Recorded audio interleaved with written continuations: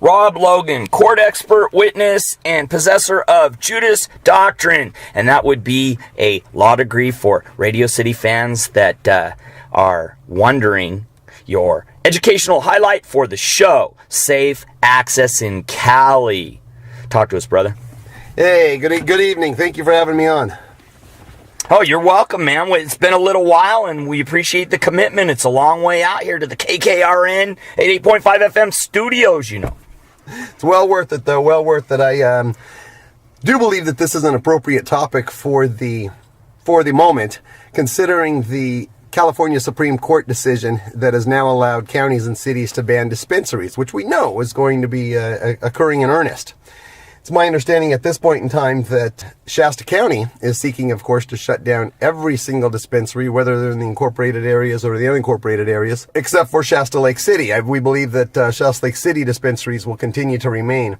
However, I think that the fact of access is now going to be at the forefront of everybody's concern because of the lack of dispensaries. It's a jurisdictional thing, by the way. When you say Shasta County, yes, that is true. That the municipalities, i.e. Red Dog City, Redding, for those of you that aren't hip, and the dispensaries that exist there, the 8 or 9 or whatever they are, riding on the shirt tails, opened up after, closed down, reopened, those that are involved in the injunctions. It's a quagmire of activity.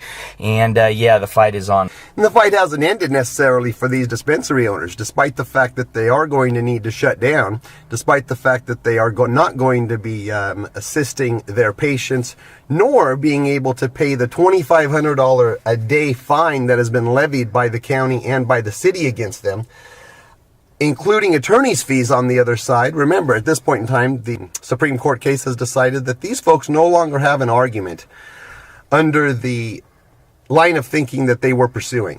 Correct, and they may have an argument for those that have teeth and attorneys and the fortifications because they're likelier damages based on the breach of contract by the city with the original permitting of some of these dispensaries. So don't count them all out yet. There's Medicine Man's input.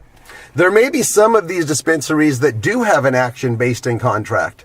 Each one of them would necessarily have to be examined, however, and I know that a lot of them, particularly the ones that may have opened later, probably don't have that option based in contract. Right. You want to fine us $2,500 a day? We'll sue you for $2.5 million. Hey, perhaps we should negotiate per the city attorney and lawsuits. His name's Duvernay, if I'm saying it correctly. French cat.